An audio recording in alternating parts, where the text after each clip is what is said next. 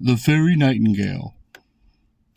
A very interesting story was once told to me of a king who built a splendid church. It took the architect 7 years to finish the building. The king went to dedicate the church and to pray in it. And lo, there was a fog so dense that the king was almost suffocated. In the very midst of the dense fog, a monk stood before the king, saying, "Long live the king! You have built a fine church, but it lacks one thing." The monk then disappeared. The king came out and ordered his men to take down the building and to put up another one finer than the first. It took them another 7 years to finish the second building, and the king again went to dedicate the church, to pray in it, and lo again, a dense fog, and the same monk stood before the king, saying, "Long live the king! You have built a beautiful church, but it lacks one thing." Again, the monk mysteriously disappeared. The king again ordered his men to take down the building and to put up a new one. It took them another 7 long years to finish this third building, and it was this time so splendid that there was nothing like it in all world. The king again went to dedicate it and to pray in it, and lo again there was a dense fog, and the same monk stood before the king, saying, "Long live the king! You have built a church incomparably beautiful, but it lacks one thing." The monk was again about to make his exit when the king, reaching forward, took hold of his collar, saying, "Tell me, what is the one thing lacking in my church? This is the third time that you have compelled me to take down my building, upon which so much labor and so much time has been spent." "The Fairy Nightingale is the only thing that is lacking in this magnificent church," said the monk, and then he disappeared through the king's fingers into the fog. The king then returned to his palace, and thereafter was very sad. He had 3 sons, who all, seeing their father sad, asked, "Long live the king! But what grieves you, father?" "My sons," said the king, "I am getting old, and the Fairy Nightingale is needed for my church, but I do not know how to get it." "Be of good cheer, father," said the lads. "We will go and get it." Off they started, but after a long journey they came to a place where the road divided into 3 separate branches, with a sign on each. The sign of the broad one was, "He who goes on this road returns safely." The sign on the middle road was, "He who goes on this road may return, may not return." And the sign on the third very narrow road is, "He who goes on this road never is to return." The oldest brother took the broad road, the second brother took the middle road, and the youngest took the narrow road. The oldest lad soon came to a large city, at sight of which he said to himself, "Why should I go farther and be killed?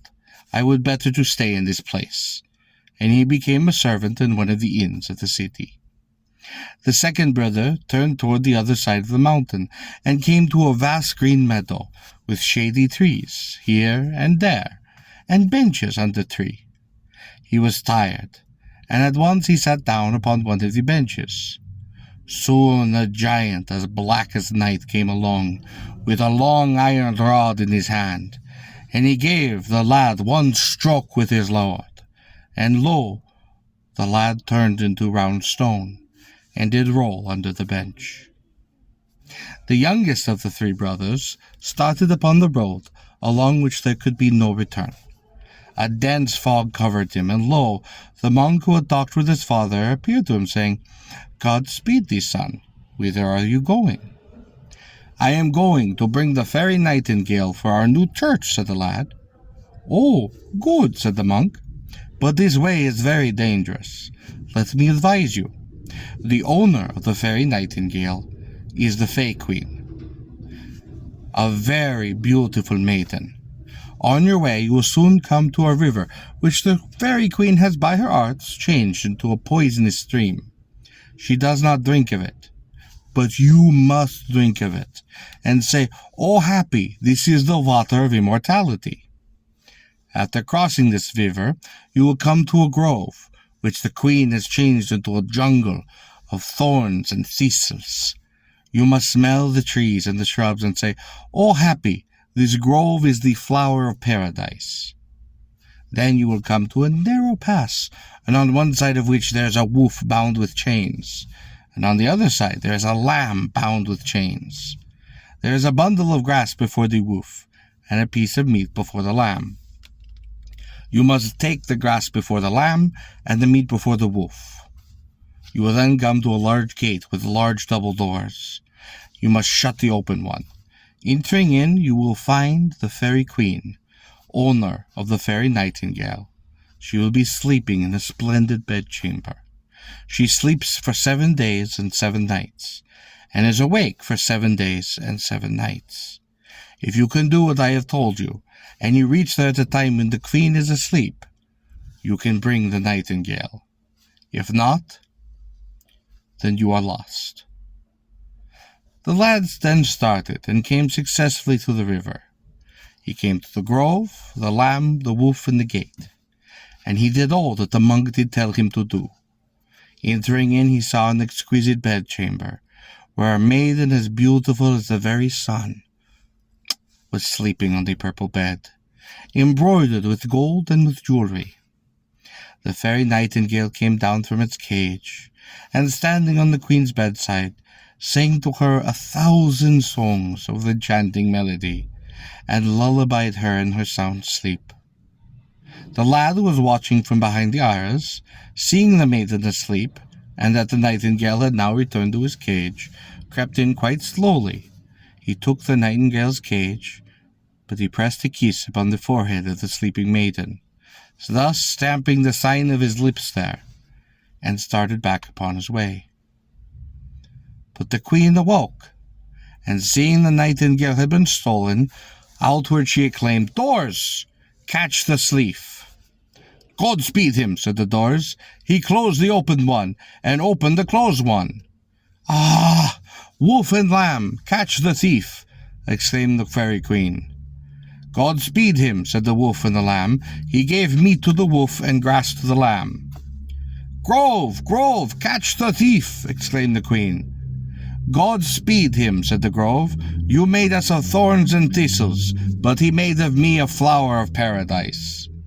"River, river, catch this thief!" exclaimed the queen. "God speed him," said the river. "You made me a stream of poison, but he has made me the waters of immortality." When the queen saw that all of her charms unraveled, she mounted her very horse and started off in pursuit of the lad. Now let us return to the lad. He passed all of these dangers and places, and came to the square where the road had divided into the 3 branches. He saw there the monk waiting for him. "Here is the Fairy Nightingale, Holy Father," said the lad, and seeing that his brothers had not yet come back, he gave the cage to the monk, and he himself started in the search of his brothers. He went first upon the large broad road, until he came to the inn where his brother was serving. He secretly made himself known to him, and taking him away, brought him to the monk. He then took the next road, and went as far as the green meadow, and sat down on one of the benches. Soon a most ferocious giant appeared, with his long iron rod, and he tried to strike upon the lad. But the lad, cleverly, not sleeping, avoided the blow, did snatch the rod from the giant's hand, and struck him with it. Immediately the giant fell down, and was changed into a huge black round stone. "My brother must have been lost somewhere within this place," thought the lad, and he began to strike the iron rod upon the very stones, scattered here and there upon the meadow. And lo, the many stones were changed into men, who began to run away most happy. But his brother was not among them. He then saw a stone under the bench, and he struck it, and it was there thenceforth changed into his brother, who began to run. "Brother, brother, do not run, it is I!" exclaimed the lad. The brother stopped, and both of them returned to the monk. All 3 taking the Fairy Nightingale, they went to their father's city. On the way they were quite thirsty. They came to a well. They then lowered the youngest brother to draw up the water, and as soon as he reached the bottom of the well, the two older brothers said to one another, "When we go home to our father, all praise and all glory will be given to the fellow who is now in the well. We shall be despised. This should not be. He shall never come out from that well." They then cut the rope and left the hero in the well. They then took the nightingale and went to their father, saying, "Our youngest brother was killed in the attempt to get the Fairy Nightingale, but we were able to succeed in the bringing of it." They hung the cage in the new church, but the Fairy Nightingale did not warble, and he did not sing a single song. It was very sad, and it was very silent. Soon the Fairy Queen came riding to the king and said, "Who is the hero who has brought my nightingale?" "Well, we have brought it," said the two brothers. "Well, what did you meet upon the way?" inquired the queen. "Nothing," said the lads. "It was not you who brought it," said the queen. "You are thieves." She caused them to be arrested and cast into prison, saying, "You shall not be released until the real hero who brought my Fairy Nightingale is presented to me." Many women who were gleaning barley in the fields happened to pass near the well where the lad was left, and hearing him groan and moan, they did lower a rope and took him out. One of them, who had no children, did adopt him as her son. After a few weeks, news came from the city to the village, to the effect that the king's son had brought the Fairy Nightingale, but the Fay Queen, the owner of the nightingale, also had come after it. One day the lad asked permission of his adopted mother, saying, "Mother, a new church has been built. Let me go and see it." The old woman consented, and he went to the city as a peasant boy. He went to his father's house and heard that his brothers were imprisoned. He went to the prison and did set them free. The Fay Queen, hearing this, came down and spoke to the lad. "I am the Fay Queen, owner of the nightingale. Are you not afraid of me?" "I am he who brought the Fairy Nightingale," said the lad. "I am not afraid of you." "What did you see upon the way?" asked the queen. The lad then told her of the various things: the river, the grove, the lamb, the wolf, the doors, and the queen herself. "Moreover," said the lad, "I have put the sign upon your forehead of my own lips. Look upon your image in yonder pond, and you will see that you are my betrothed." The queen did look at her reflected image in the water, and seeing the mark of the lad's kiss did exclaim, "Hero, you are indeed worthy of me. I am yours hereafter." The wedding festival was for 40 days and 40 nights, and was greatly celebrated. After this, the couple went to a church to be married. The Fairy Nightingale began to then warble, and sing them the 1,001 songs. It is still singing, and all the world is wondering at the nightingale's sweet melodies. 3 apples did then fall from heaven, 1 for me, 1 for the storyteller, and 1 for him who did entertain the company. Have a lovely and blessed day.